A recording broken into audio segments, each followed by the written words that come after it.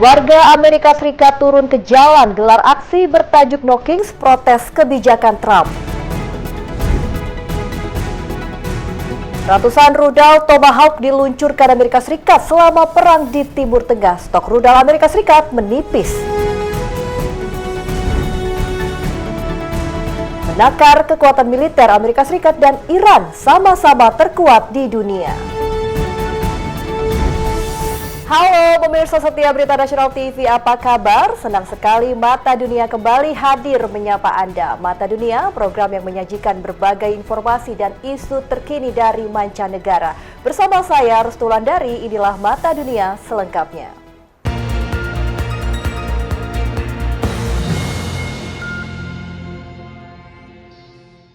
Kita langsung saja ke berita pertama pemirsa. Warga Amerika Serikat turun ke jalan dalam aksi demonstrasi serentak bertajuk No Kings. Aksi ini digelar di berbagai kota sebagai bentuk penolakan terhadap kebijakan Presiden Amerika Serikat Donald Trump. Unjuk rasa berlangsung secara nasional.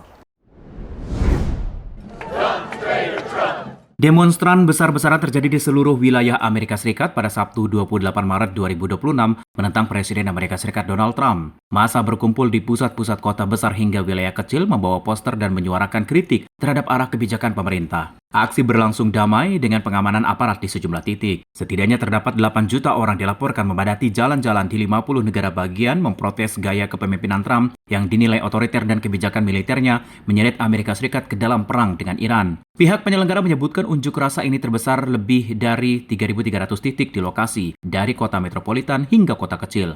Puluhan ribu demonstran berkumpul termasuk aktor peraih Oscar Robert De Niro, seorang kritikus Trump yang sering menyebut presiden itu sebagai ancaman eksistensial bagi kebebasan dan kenyamanan di New York. Di kota West Bloomfield, Michigan, dekat Detroit, orang-orang menantang suhu di bawah titik beku melakukan protes. Di kota Amerika Serikat, Washington, ribuan peserta pawai membawa spanduk bertuliskan Trump harus mundur sekarang dan lawan fasisme membanjiri National Mall. Trump berada di Florida selama akhir pekan. Aksi unjuk rasa anti-Trump meluas hingga keluar perbatasan Amerika Serikat dengan demonstrasi pada hari Sabtu di kota-kota Eropa termasuk Amsterdam, Madrid, dan Roma, di mana 20.000 orang berbasis di bawah pengawasan ketat kepolisian. Meski diwarnai kritik keras terhadap pemerintah, sebagian besar demonstrasi langsung tertib. Aparat setempat terus memantau situasi guna memastikan keamanan peserta aksi maupun masyarakat sekitar yang tetap berjaga.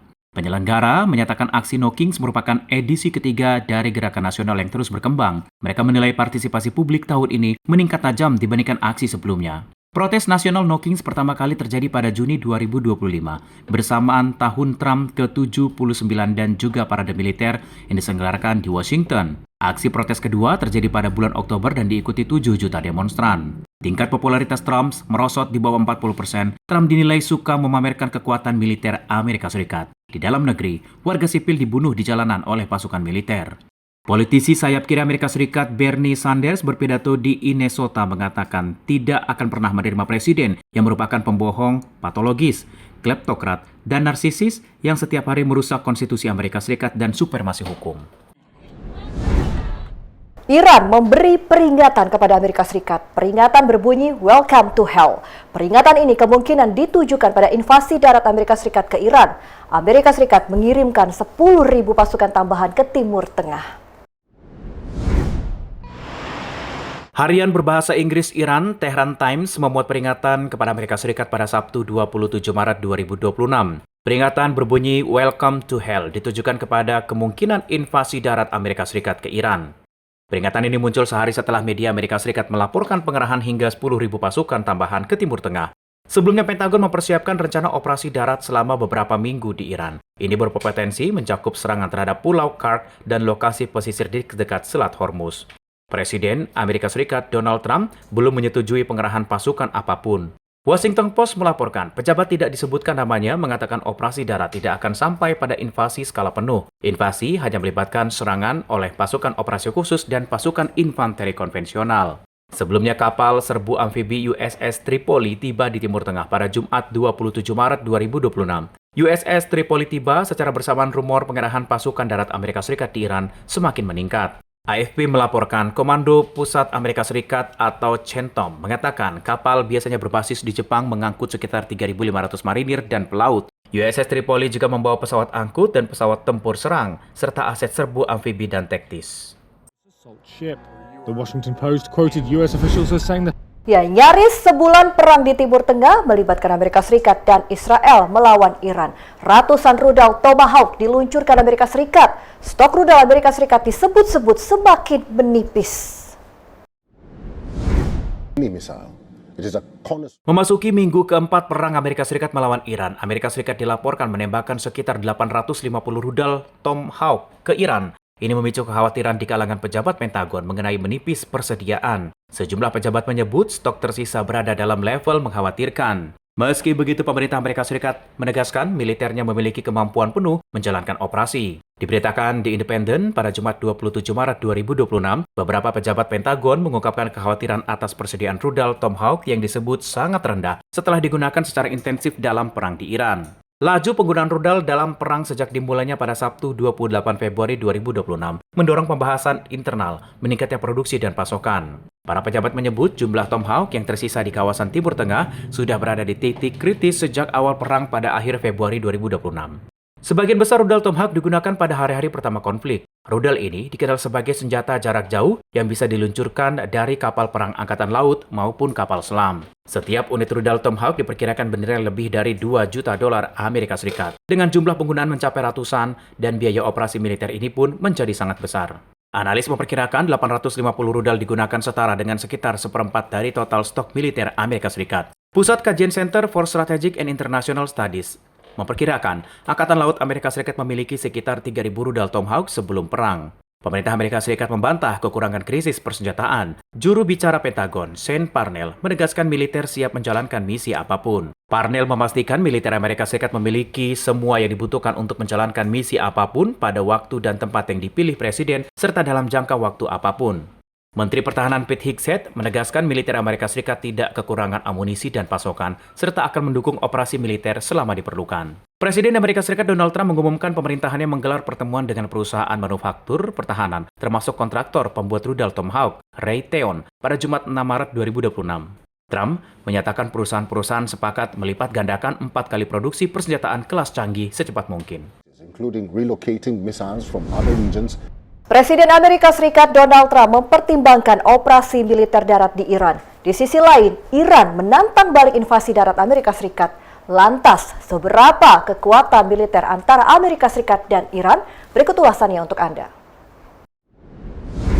Short time ago, Presiden Amerika Serikat Donald Trump dilaporkan sedang mempersiapkan operasi militer darat di Iran. The Washington Post melaporkan seorang pejabat Gedung Putih menuturkan Pentagon bersiap operasi darat selama beberapa pekan di Iran. Operasi darat tidak akan invasi skala penuh, hanya melibatkan serangan pasukan khusus serta infanteri konvensional. Belum jelas apakah Trump menyetujui seluruh sebagian atau tidak satupun dari rencana Pentagon. Di satu sisi, Trump mengklaim Amerika Serikat dan Iran berupaya ke jalan perundingan dengan menyatakan Teheran menunjukkan sinyal positif. Pernyataan Trump dibantah Iran dan justru menantang balik invasi skala penuh Amerika Serikat. Angkatan Darat Amerika Serikat atau US Army disebut salah satu kekuatan darat terkuat dan tercanggih di dunia, memiliki lebih dari 450.000 personil aktif, 325.000 garda nasional, dan 175.000 cadangan. Selain itu, didukung ribuan tank, kendaraan lapis baja, artileri berat, dan teknologi senjata termutakhir. Sementara kekuatan pasukan darat Iran didukung sekitar 610.000 personil aktif, termasuk sekitar 350.000 pasukan di Angkatan Darat reguler dan sekitar 190.000 anggota Korps Garda Revolusi Islam atau IRGC, kekuatan paralel bertanggung jawab atas rudal drone dan operasi regional. Anadolu merinci kekuatan Iran mencakup hampir dari 18.000 personil di Angkatan Laut, 37.000 di Angkatan Udara, dan sekitar 15.000 di unit pertahanan udara. Sementara pasukan gendarmeri dan paramiliter berjumlah sekitar 40.000. Selain itu, Iran diyakini memiliki sekitar 350.000 pasukan cadangan, meliputi veteran tentara dan pasukan sukarelawan. Menurut Indeks Global Firepower, Iran termasuk 20 militer terkuat di dunia dalam hal personil, peralatan, dan kapasitas logistik. Amerika Serikat tak gunakan militer di Hormuz. Lengkapnya usai jeda, tetaplah di Mata Dunia.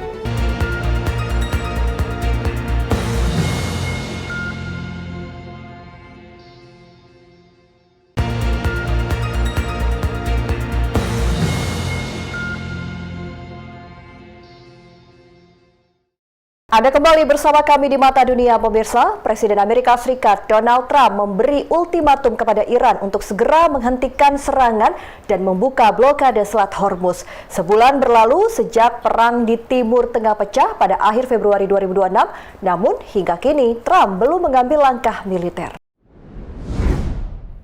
And in order to make up for Ketegangan di Selat Hormuz kian meningkat usai Iran menargetkan kapal-kapal dagang di jalur vital ini akibat perang terjadi dengan Amerika Serikat dan Israel sejak Sabtu 28 Februari 2026.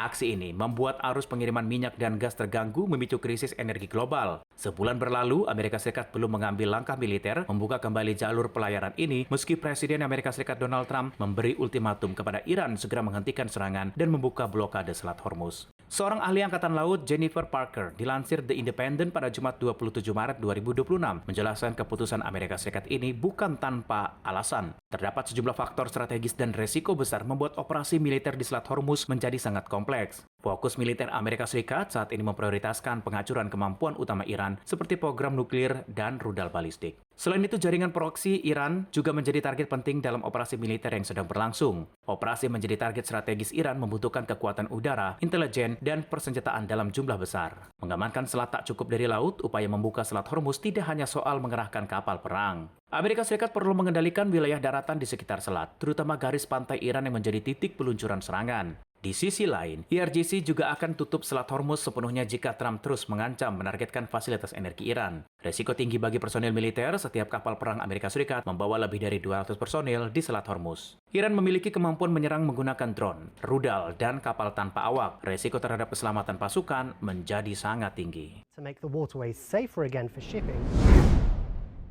Kita beralih ke informasi lain, pemirsa. Presiden Venezuela yang digulingkan dan diculik Amerika Serikat, Nicolas Maduro, curhat dari balik jeruji besi di penjara Brooklyn. Maduro mengatakan ia dan istrinya, Cilia, dalam kondisi baik dan merasa tenang. Keduanya mengucapkan terima kasih atas doa baik dari para pendukung. The peace, the union, and the victory forever, victory forever. Presiden Venezuela yang digulingkan dan diculik Amerika Serikat, Nicolas Maduro, muncul perdana di publik dengan mengunggah cuitan di akun media sosial X Maduro, meski tidak jelas siapa yang mengunggahnya pada Sabtu 28 Maret 2026. Maduro mengungkap kondisinya dan sang istri Cilia Flores serta penculikan dan penggerebekan malam hari di kompleks kediaman mereka di Caracas, Venezuela pada Januari 2026 oleh militer Amerika Serikat. Operasi ini menggulingkan Maduro yang memimpin Venezuela sejak 2013 dan memaksa negara dengan cadangan minyak terbesar dunia tunduk kehendak Presiden Amerika Serikat Donald Trump. Dalam unggahan dari balik penjara Amerika Serikat, Maduro mengatakan ia dan Cilia dalam kondisi baik dan merasa tenang. Maduro dan Cilia mengucapkan terima kasih atas doa baik dari pendukung dan dukungan itu menjadi penguat bagi keduanya. Selain itu, Maduro memuji persatuan rakyat Venezuela di masa-masa sulit. Nyaris 3 bulan, Maduro dan Cilia ditahan di Metropolitan Detention Center Brooklyn, penjara federal yang dikenal dengan kondisi tidak higienis. Di tahanan, Maduro membaca Alkitab dan dipanggil presiden oleh sesama tahanan. Maduro dan istrinya tidak memiliki akses ke internet maupun surat kabar. Maduro hanya diizinkan berkomunikasi melalui telepon dengan keluarga dan pengacara maksimal 15 menit per panggilan. Dalam sidang, Maduro menyatakan tidak bersalah atas tuduhan konspirasi narkoterorisme, konspirasi impor kokain, kepemilikan senapan mesin dan alat penghancur, serta konspirasi untuk memiliki senjata tersebut. Departemen Luar Negeri Amerika Serikat menyatakan sedang memulihkan hubungan diplomatik dengan Venezuela sebagai tanda mencair hubungan kedua negara. Informasi selanjutnya, pemirsa, korban pelecehan seksual Jeffrey Epstein menerima kompensasi. Bank of America setuju membayar sebesar 72,5 juta dolar Amerika Serikat atau sekitar 1,2 triliun rupiah demi menyelesaikan gugatan yang diajukan ratusan korban. Ini menjadi jalan bagi korban lain Epstein untuk mendapatkan kompensasi.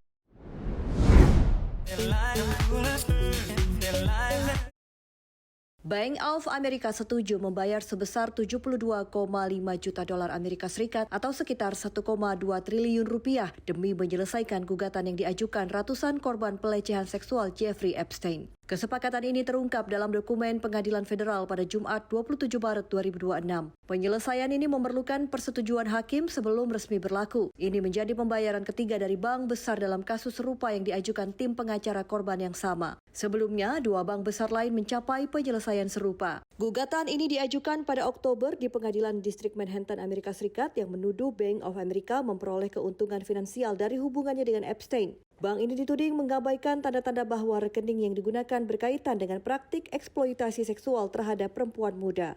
Kesepakatan ini membuka jalan bagi banyak korban Epstein, khususnya yang mengalami pelecehan antara 2008 hingga 2019, bisa menerima kompensasi finansial. Penggugat utama dalam kasus ini adalah seorang perempuan anonim asal Rusia yang datang ke Amerika Serikat pada 2011 saat berusia sekitar 20 tahun. Pada 2013, Bank of America membuka rekening atas nama perempuan tersebut atas arahan staf Epstein. Saat itu, korban memiliki keterbatasan bahasa Inggris, tidak memiliki pekerjaan, dan tidak memiliki sumber penghasilan yang jelas. Pada 2008, Epstein mengaku bersalah di Florida atas tuduhan prostitusi remaja di bawah umur dan dijatuhi hukuman 18 bulan penjara. Epstein dibebaskan setelah 13 bulan. Pada 2019, Epstein kembali didakwa atas perdagangan seks terhadap remaja perempuan. Namun, sebulan setelah penangkapannya, Epstein ditemukan tewas di sel tahanan dalam dugaan bunuh diri.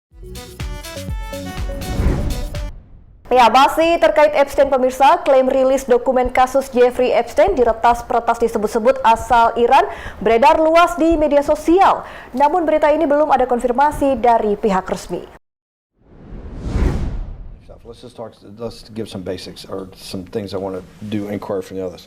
Walk me through the Santa Fe Institute. What was it about the time of the math? And this was in the late 90s. So they're not going to hear me on this part, right? We're going to do it both ways? It will not be. Belakangan ini informasi dokumen kasus Jeffrey Epstein diretas-peretas yang disebut-sebut pro-Iran beredar luas di media sosial. Ada klaim dokumen baru Jeffrey Epstein hasil aksi peretasan, namun tidak ada bukti valid atau dokumen terverifikasi yang mendukung klaim tersebut. Hingga Senin siang 30 Maret 2026 belum ada pernyataan resmi dari pemerintah, lembaga penegak hukum maupun media internasional terpercaya mengenai kabar ini. Sejumlah pihak menilai informasi ini perlu ditinjau secara kritis lantaran kasus Epstein sering menjadi sasaran disinformasi dan spekulasi. Masyarakat diimbau mengutamakan sumber informasi resmi dan tidak menyebarkan klaim yang belum terverifikasi. 2019. The case seeks unspecified damages. Ya, kita beralih ke informasi lain pemirsa. Perdana Menteri Israel Benjamin Netanyahu menambah invasi darat ke Lebanon Selatan. Pertempuran antara Hizbullah dan Israel meningkat pada Minggu 29 Maret 2026 yang menewaskan 49 orang termasuk 10 petugas penyelamat dan 3 jurnalis. Pada Minggu 29 Maret 2026, pasukan Israel mencapai anak sungai Litani di selatan kota Kantara di front timur dekat Al-Muhashibat. Selain itu, pasukan sementara PBB di Lebanon, UNIFIL, melaporkan seorang penjaga perdamaian tewas usai sebuah proyektil meledak di lokasi dekat Atchit Al-Qusair di Lebanon Selatan. Kementerian Kesehatan Lebanon menerangkan 1.238 orang tewas sejak Lebanon terseret ke dalam perang pada Senin 2 Maret 2026. Jumlah korban tewas termasuk 124 anak-anak. Lebih dari 3.500 orang terluka. Pada Sabtu dan Minggu akhir pekan Maret 2026, 49 orang tewas termasuk 10 petugas penyelamat dan 3 jurnalis. Fire between the jets and assumedly Hezbollah. Pemirsa, tetaplah bersama kami karena usai jeda kami akan mengajak Anda untuk melihat indahnya Sudan, negeri piramida di Afrika. Mata Dunia segera kembali.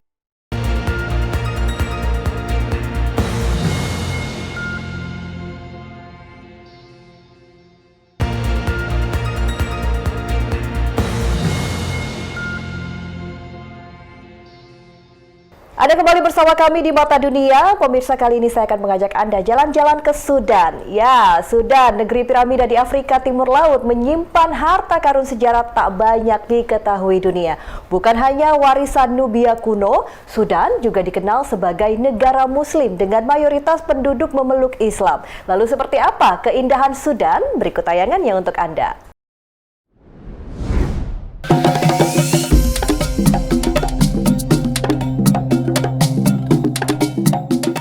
Selamat datang di Sudan. Khartoum merupakan ibu kota Sudan, berdiri di titik pertemuan Sungai Nil Putih dan Nil Biru, menjadikannya pusat kehidupan politik, budaya, dan ekonomi. Di sini terdapat Museum Nasional Sudan yang menyimpan koleksi artefak kuno dari era Nubia hingga Islam.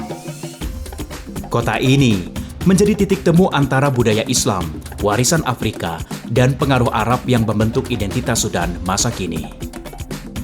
Jika Khartoum adalah wajah modern Sudan dengan hiruk-pikuk kota, maka hanya beberapa jam perjalanan ke arah timur laut, kita akan disambut oleh jejak agung masa lalu, yaitu Meroe Pyramids.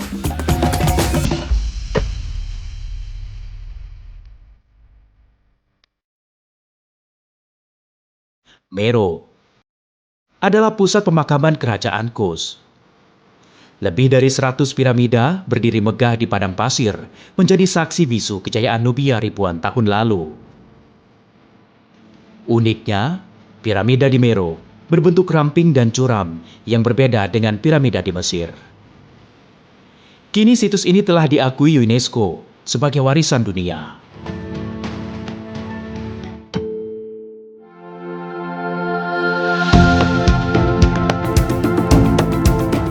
Selanjutnya kita akan berjalan ke arah utara yang akan membawa kita ke sebuah gunung kecil yang dianggap suci.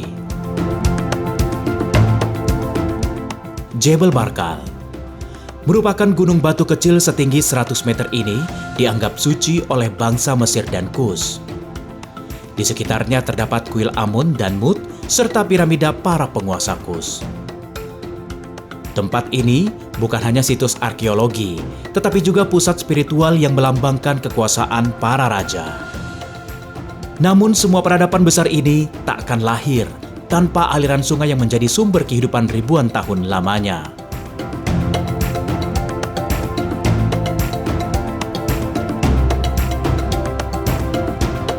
Sungai Nil merupakan nadi kehidupan Sudan. Mengalir dari pedalaman Afrika hingga ke Mesir, sungai ini telah menopang peradaban selama ribuan tahun lalu. Di sepanjang tepian Nil, berdiri kota-kota kuno, kuil, dan ladang yang hingga kini memberi kehidupan bagi masyarakat Sudan. Tak jauh dari Nil, Anda dapat melihat kuil Soleb yang sering dijuluki sebagai Luxornya Sudan. Kuil agung ini dibangun oleh Firaun Amenhotep III pada abad ke-14 sebelum Masehi. Kuil ini didedikasikan untuk Dewa Amun. Pilar-pilar raksasa, relief megah, dan sisa-sisa Avenue Sphinx masih bisa disaksikan menjadi bukti interaksi budaya Mesir dan Nubia di masa lampau.